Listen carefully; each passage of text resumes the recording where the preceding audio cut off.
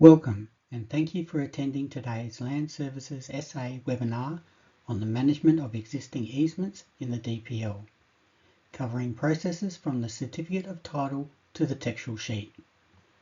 This is a pre-recorded session with a live Q&A session at the end of the presentation.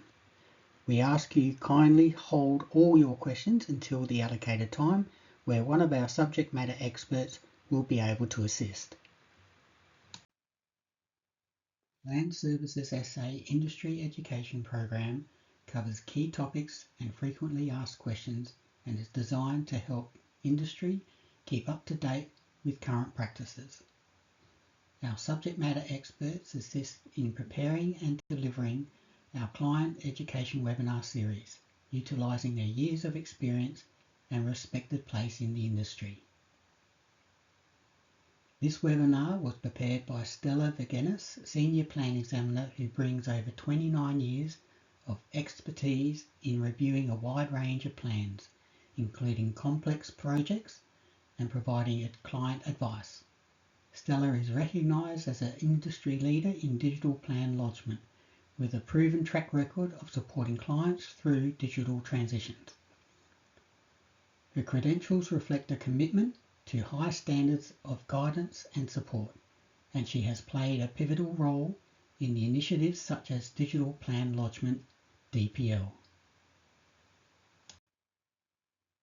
During this webinar, we will be discussing digital plan lodgements and the management of easements, the rules governing easements, differences between easement notes on Certificate of Titles and Digital Plan Easement tabs, procedures for actioning easements, dominant easements, dealing with multiple Certificate of Titles. This webinar provides an overview of the transition from Electronic Plan Lodgement System, EPL, to the Digital Plan Lodgement System within SALIS. This includes new functionalities for capturing and managing easement digitally. Existing easement records on the Certificate of Title are automatically retrieved by DPL for most plans and populated in the Easement tab for the user action. This system provides functionality to capture, record, and manage easement information, allowing users to review retrieved easements and apply the appropriate action. For example, ignoring, carrying forward, extinguish, and buried. All actions are recorded and displayed within DPL easement tabs to ensure accurate parcel and easement management throughout the process. Understanding easement rules. Users must have a solid understanding of easement rules to manage easements effectively within DPL. Accurate interpretation ensures easements are recorded and actioned correctly in relation to the property. 1. Reference priorities. Certificate of Title references take priority over plan references. Exception: stage subdivisions, where plan references may be used according to subdivision stage requirements. 2. Maintaining logical easement notes. Easement notes must remain consistent, logical, and align with the intent of the plan being presented. This ensures clarity for both servient and dominant land interests. 3. Servient and dominant land display. Both servient and dominant land must be correctly identified and displayed. Proper representation supports legal accuracy and system integrity. Where land is continuous, both the servient and dominant land must be shown except where the dominant land is a parcel in either a strata or a community plan, or created or varied in an easement plan. 4. Data entry guidelines. Accurate data entry is required for the following fields. Land burden, the parcel of which an easement applies. Identifier, the unique easement identifier.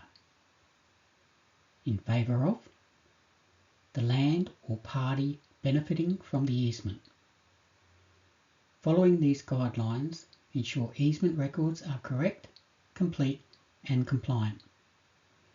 The combination of land burden, identifier and in favour of columns can only contain one field with multiple entries. For example, 2.3.5 or A.B.C. DPL is engineered to import and interpret easement information directly from the certificate of title, systematically reading the data from left to right. Areas highlighted in green indicate the details of both structured easements as reflected on the certificate of title and within DPL's retrieve easement function, clearly illustrating the comparison between the two sources mirroring each other.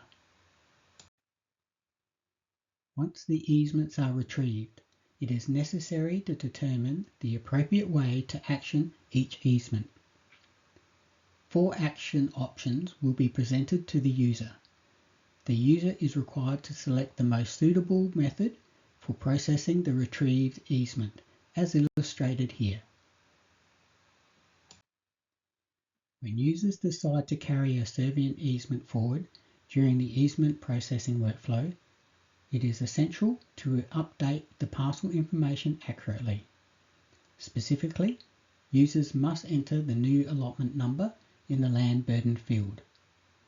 This step ensures that the parcel details are correctly recorded, maintaining the integrity of the easement. This is for division and community plans. As a user, I need to review the easement details. Next, I choose to carry the easement forward. Then, I input the new allotment number, for example 1, in the land burden field. I verify that the parcel details are correct. Finally, I create the easement to confirm that all parcel information is accurate. For FX plans, the parcel identifier remains unchanged, so allotment 7005 from the certificate of title is retained. Another thing to look out for is an asterisk. This indicates that the fields are mandatory.